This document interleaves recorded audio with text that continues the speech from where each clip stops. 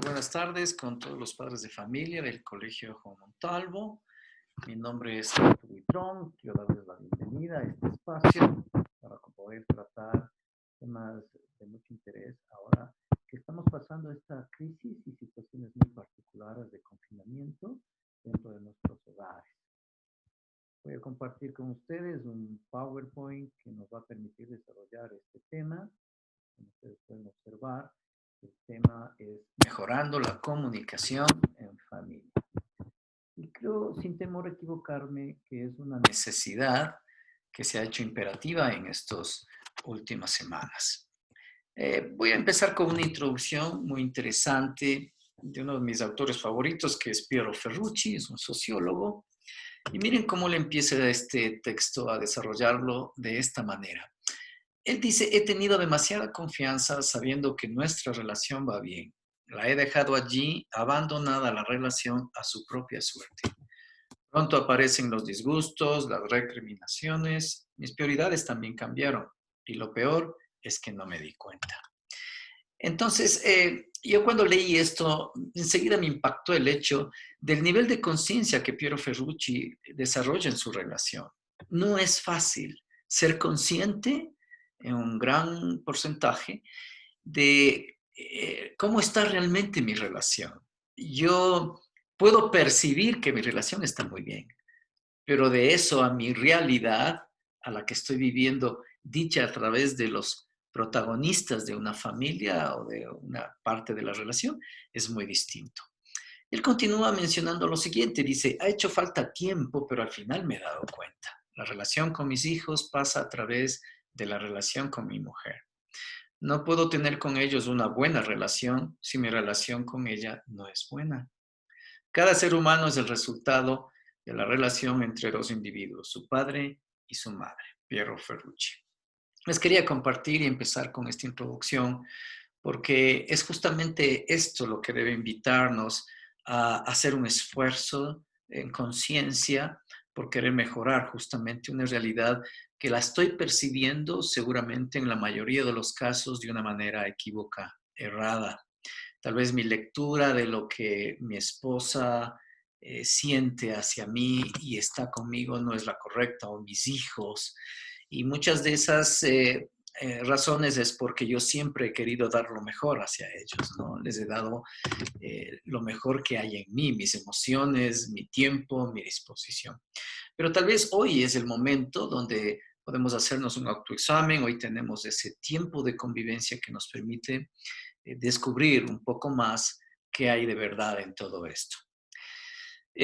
Como segundo punto, quiero compartir esta ley preciosa que es de la siembra y la cosecha, o muchos lo conocen como la ley de causa y efecto, ¿no? Es una ley de vida que está en la naturaleza, que la evidenciamos todo el tiempo. Todo lo que uno siembra, dice esta ley, cosecha en el futuro. Pero a veces no somos conscientes realmente del tipo de semilla que estamos colocando. Miren, es muy interesante saber que cada una de mis palabras que sale de mi boca es una semilla. Pero yo no puedo ser consciente de todas las palabras porque hay muchas veces que yo hablo por compromiso, hablo por cualquier razón, un enfoque, una palabra, un mensaje que no es lo que realmente yo quiero decir. A veces digo cosas hirientes incluso. Y esas cosas que duelen y hieren, después de que pasan las emociones intensas que me obligaron a actuar de esa manera, me hago consciente de que estuvo mal decirlas.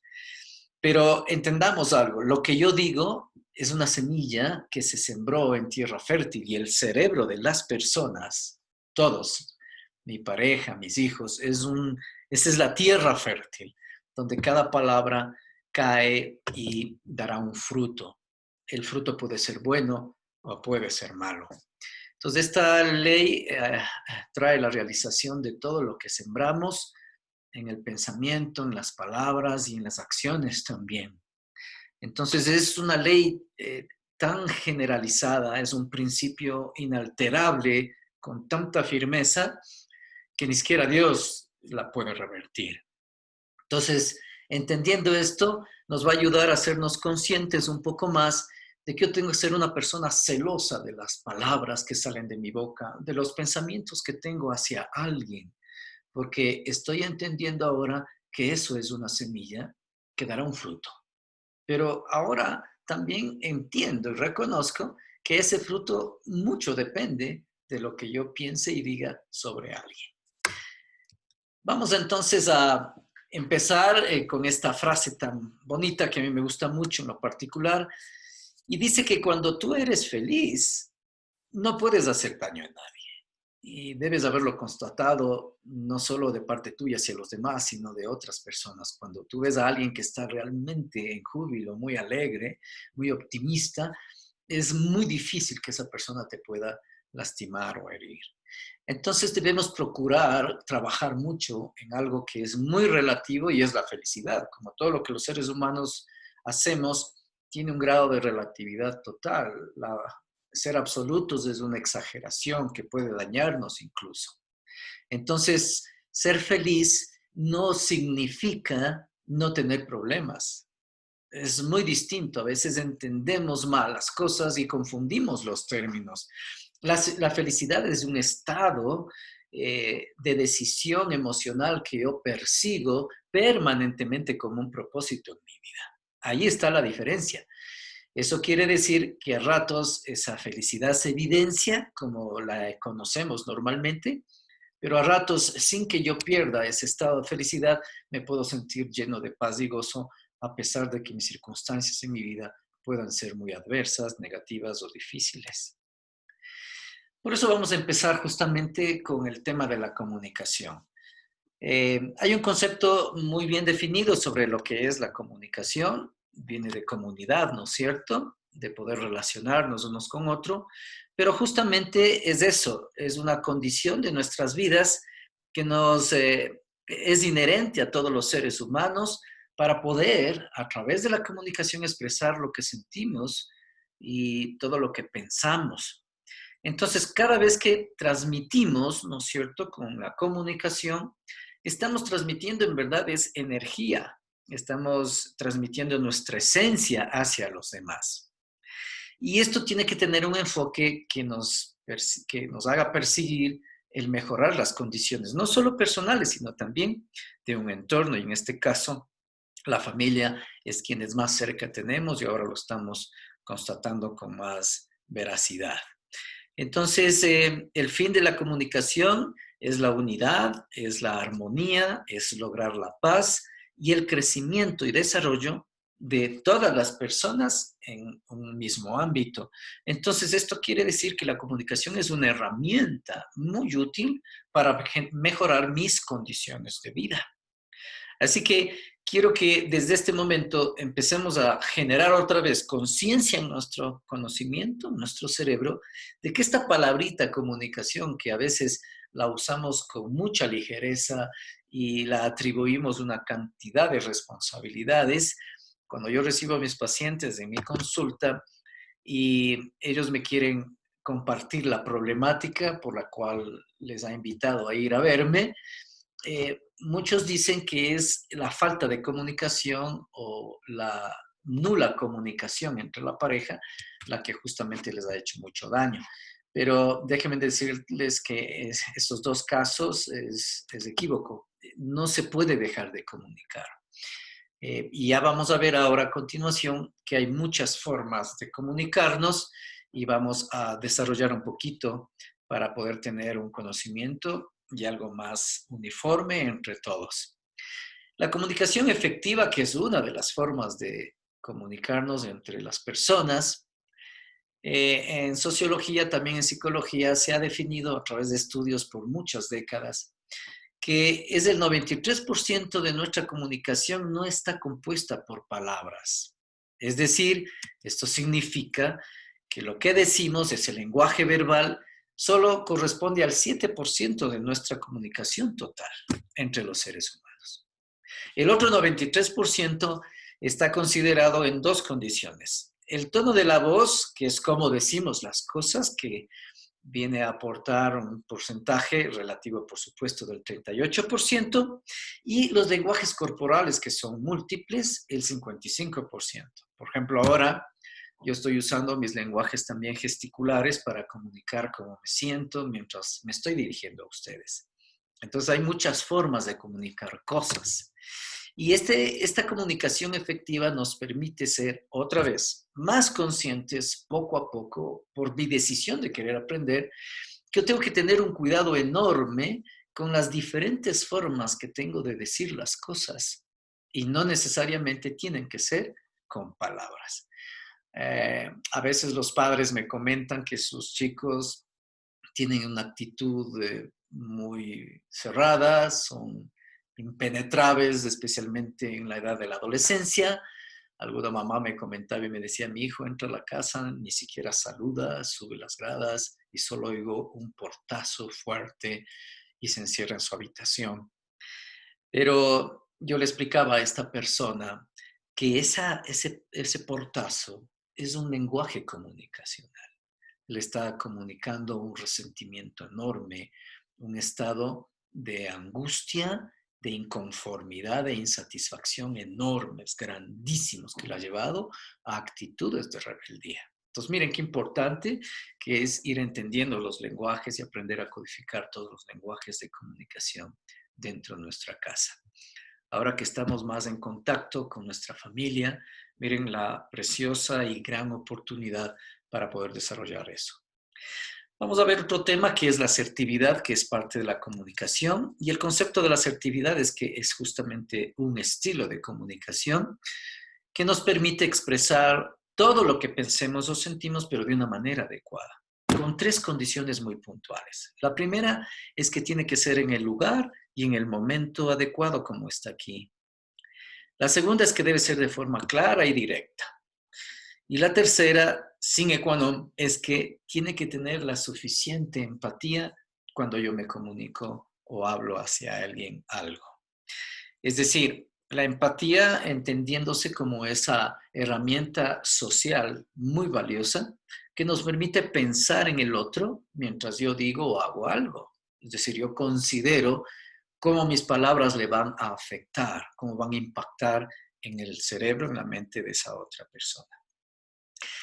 Hay tres tipos de comunicación dentro de la asertividad justamente, que es la comunicación agresiva. Muchas personas por su temperamentalidad, por ejemplo, que ha aportado, no es solo esa la causa, también sobre todo sus experiencias de vida desde niños, adoptan una comunicación agresiva, es decir, quieren imponer sus ideas, reclaman sus derechos de una forma agresiva como mecanismo de defensa, llegando incluso en algunos casos a la violencia, que en nuestra cultura, en nuestra sociedad, no son muy raros, más bien todo lo contrario, las estadísticas del INEC nos siguen mostrando lo serio que es esta problemática. Lo opuesto a la comunicación agresiva está la comunicación pasiva y le corresponde a esas personas que también con fundamentos temperamentales y experiencias de vida se dejan manipular con mucha facilidad, dejan que pisoteen sus derechos y adquieren un miedo a la expresión. Eh, claro, ninguno de estas dos formas de comunicarse es la correcta y la idónea. Pero yo quería compartir esto porque a veces caemos en una u otra sin darnos cuenta. A veces porque queremos a la fuerza imponer nuestro pensamiento o a veces porque queremos evitar justamente tener confrontaciones. Pero ninguna es la adecuada. Lo importante es aprender a ser asertivos. La comunicación asertiva, con las condiciones que habíamos visto hace un momento, son las que realmente van a primar en nuestra relación y nos van a sacar adelante o a cambiar justamente el estado de relacionarnos y de comunicarnos actualmente. Entonces, ¿cómo se hace asertivo? Como todas las cosas en la vida, no existe nada en la vida que los seres humanos hagan que sin entrenamiento suficiente o la práctica necesaria, uno adquiere expertismo, ¿no es cierto? Y obviamente la asertividad es eso, es practicar, es decir, yo pongo todo mi empeño, mi decisión de ser cada vez más consciente de las cosas que digo, ¿no es cierto?, en los diferentes lenguajes que expreso, para justamente empezar a corregir esas frases muy duras o el hecho de guardarme una opinión por temor a generar un conflicto. Entonces, la asertividad es un derecho de los seres humanos que debemos empezar a ejercerlo. Entonces, esta es la conclusión después de haber visto esto que influye muchísimo en la relación de pareja y, por supuesto, con la relación con nuestros hijos.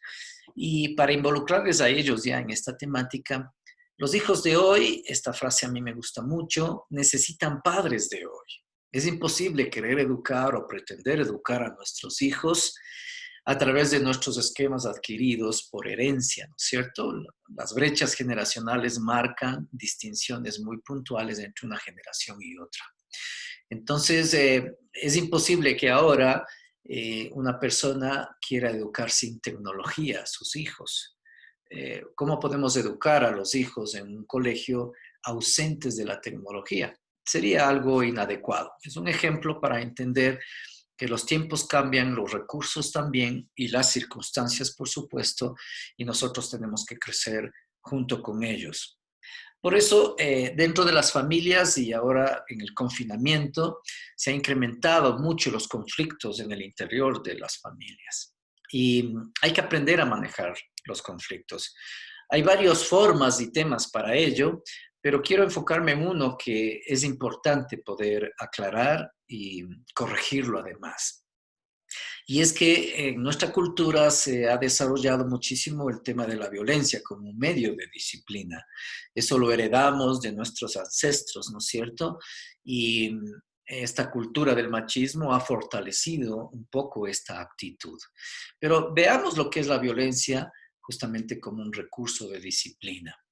En el primer punto, miren lo que dice que la violencia ejerce coacción y respuesta miedosa y temerosa. Entonces, es absolutamente torpe pensar que a través de la violencia yo voy a conseguir algo positivo. Es imposible.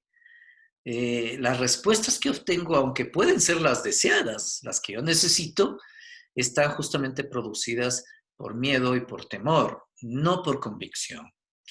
Otro punto dice que la violencia es abusiva, se basa en una relación entre desiguales, ¿no es cierto? El menor o mi hijo siempre tiene las de perder. Incluso físicamente y en autoridad, yo tengo obviamente más condiciones para poder imponerme sobre él. Pero la única imposición que debería primar para disciplinar a nuestros hijos es el amor, la sabiduría.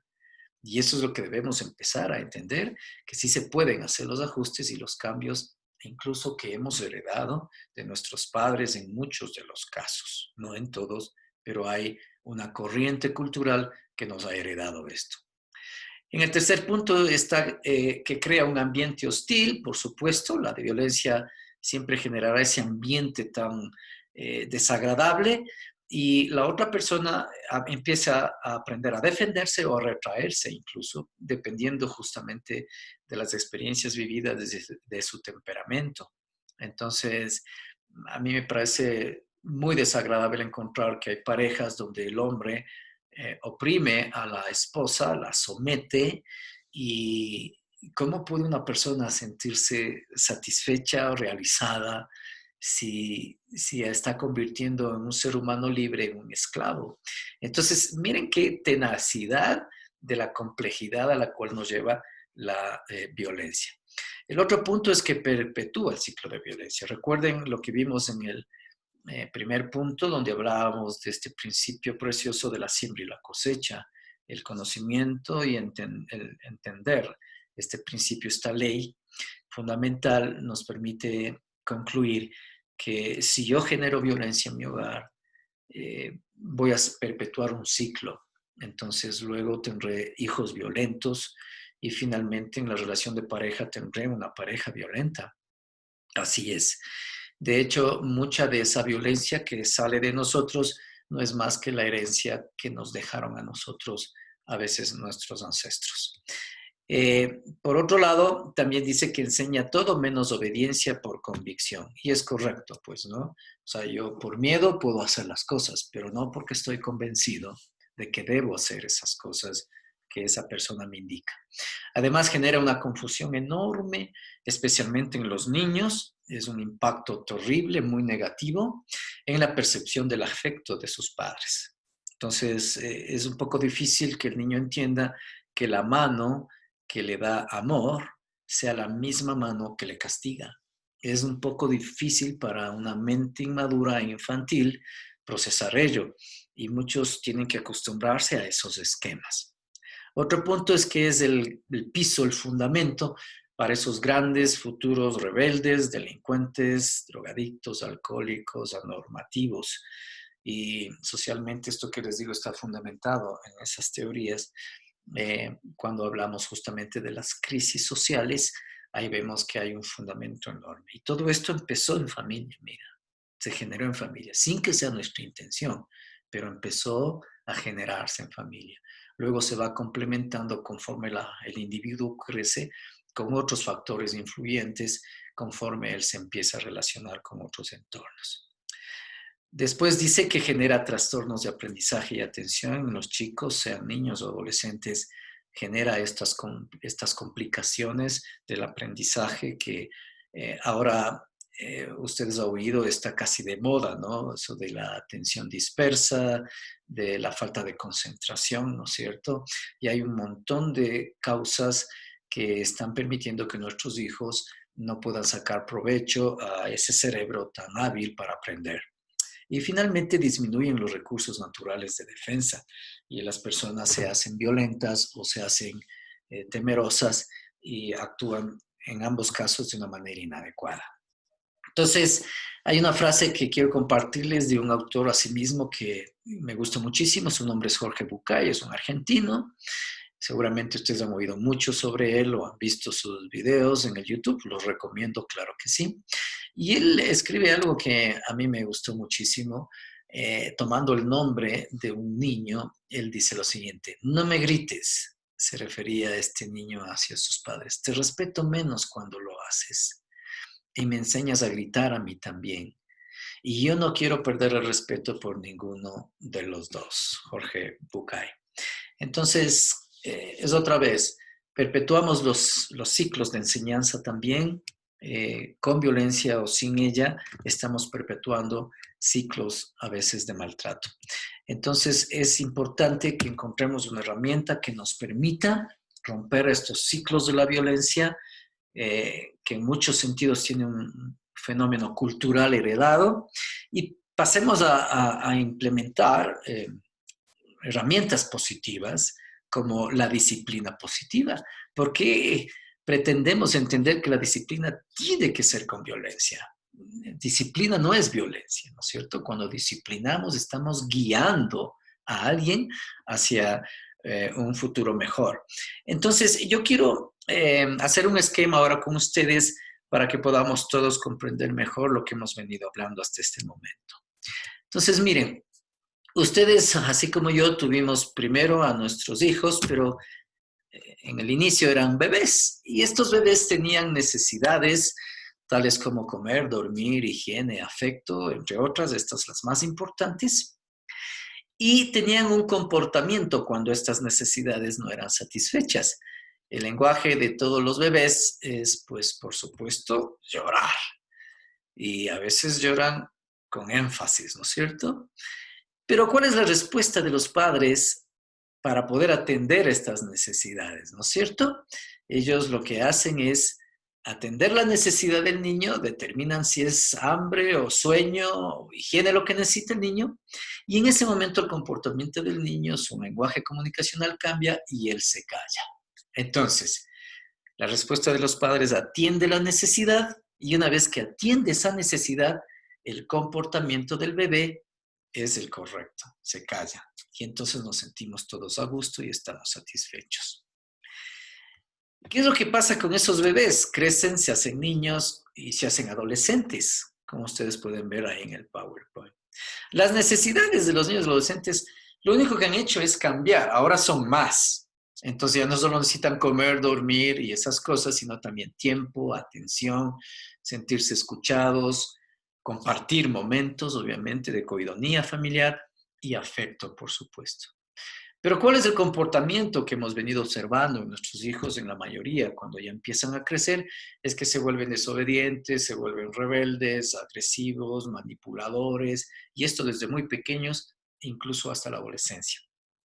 Pero ¿cuál es la respuesta de los padres? Es muy frecuente encontrar que hay esquemas de conducta en las cuales caen en el castigo o insultan a sus hijos o los maltratan de diferentes formas, los ofenden o los regañan. Entonces, ¿qué es lo que está pasando? Fíjense bien con esta flecha. Ellos lo que están atendiendo es el comportamiento de sus hijos. Pero la necesidad, como ustedes pueden observar en este gráfico, sigue sin ser atendida. Es decir, ya no estoy haciendo lo que yo hacía cuando realmente el bebé ocupaba la gran parte de mi atención y era el centro de mi atención en mi vida. Él tenía una prioridad enorme y como no perdió esa prioridad, entonces yo podía cubrir sus necesidades. Pero cuando él crece, empiezo yo también a darme un enfoque distinto. Yo pienso que él ya está grande, que él ya puede solo, empiezo a delegar autonomía en él y a veces de forma apresurada, y entonces empiezo a descuidar más que a darle oportunidad de crecer. Y entonces, claro, su comportamiento a veces se hace inadecuado y miren cómo mientras yo no empiece a descubrir sus necesidades y a cubrirlas, pues obviamente su comportamiento puede ser igual inadecuado y muy, muy negativo. Ahora dentro de casa tenemos la oportunidad de observarles mejor y eso nos va a conllevar a una actitud y a una respuesta más positiva.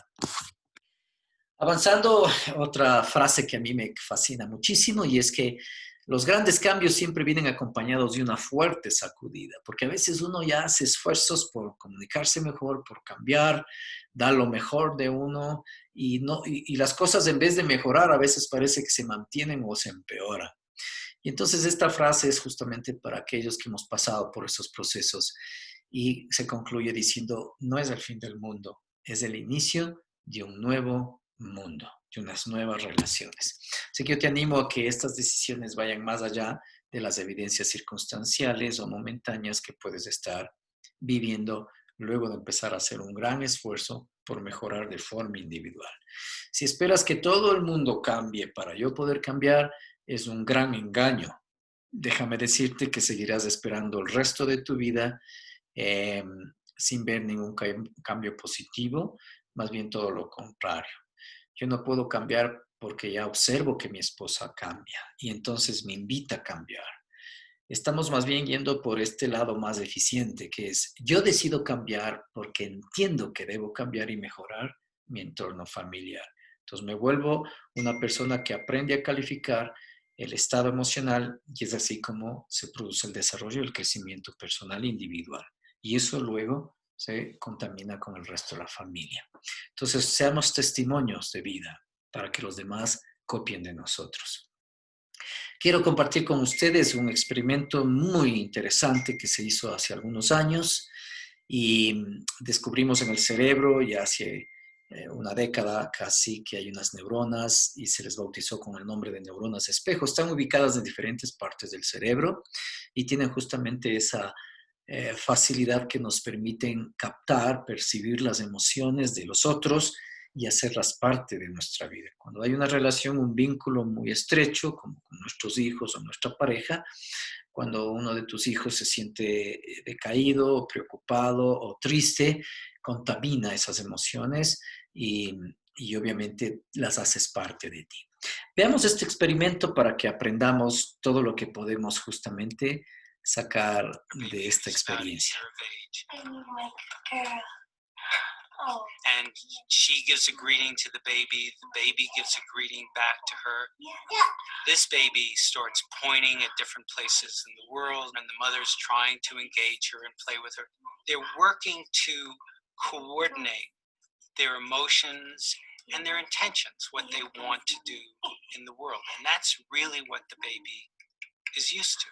And then we ask the mother to not respond to the baby.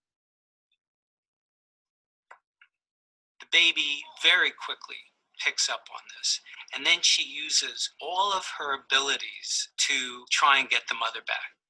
She smiles at the mother. She points because she's used to the mother looking where she points. The baby puts both hands up in front of her and says, "What's happening here?"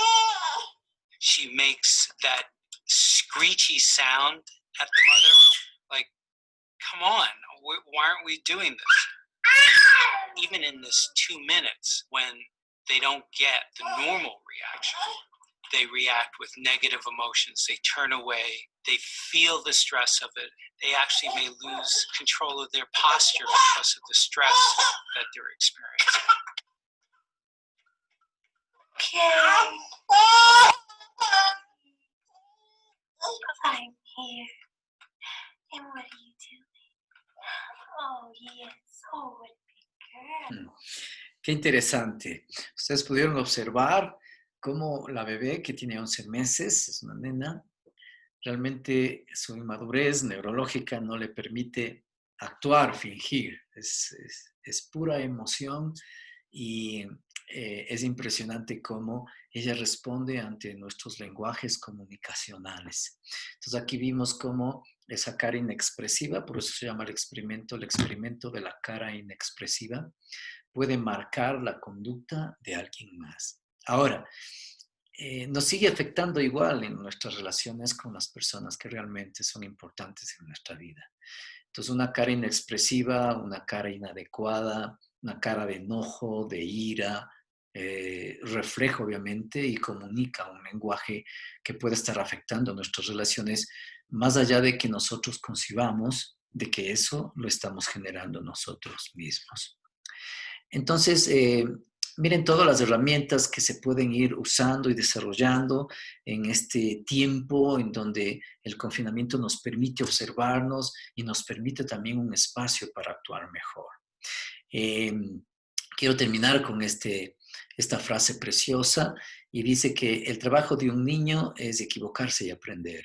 El tuyo como padre y madre es hacerle sentir capaz y competente cada día. Entonces recuerden, es un tema de comunicación sin duda que empieza fortaleciéndose por la pareja. Yo decido comunicarme más conscientemente y mejor con mi pareja, entendiendo que los cambios los genero yo y luego eso repercute en mi pareja. No tienes que esperar que la pareja cambie. Podemos ponernos de acuerdo, sin duda, pero si ella no lo hace o él no lo hace, eso no define ni marca mi deseo de seguir aprendiendo y creciendo como ser humano e incorporando estas herramientas de comunicación como es la comunicación efectiva, la comunicación asertiva dentro de nuestras familias y claro, esa comunicación afectiva también que tenemos que aprender a manejarla cada día de mejor manera. Hay muchos lenguajes dentro de la afectividad, el lenguaje universal de los abrazos, por ejemplo, de las sonrisas, son lenguajes maravillosos, ¿no es cierto? Que en la familia deben evidenciarse con mucha frecuencia, independientemente de nuestro temperamento, de nuestra manera de ser. Recuerda, no eres más que el resultado de todo lo que las personas de tu entorno te dieron.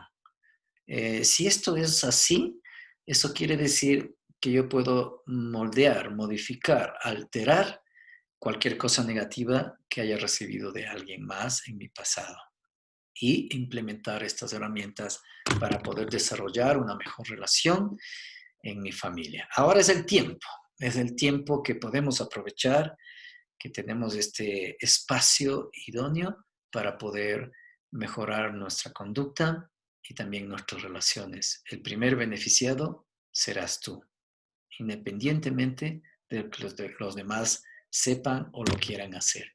Recuerda que conducimos a las personas a que nos imiten y siempre eso será una fortaleza en un ser humano que persigue la sabiduría. Entonces, me ha dado un gusto enorme compartir con ustedes. Me ha encantado y muchísimas gracias por permitirme compartir estos minutos con todos ustedes en sus hogares. Un abrazo. Ya está.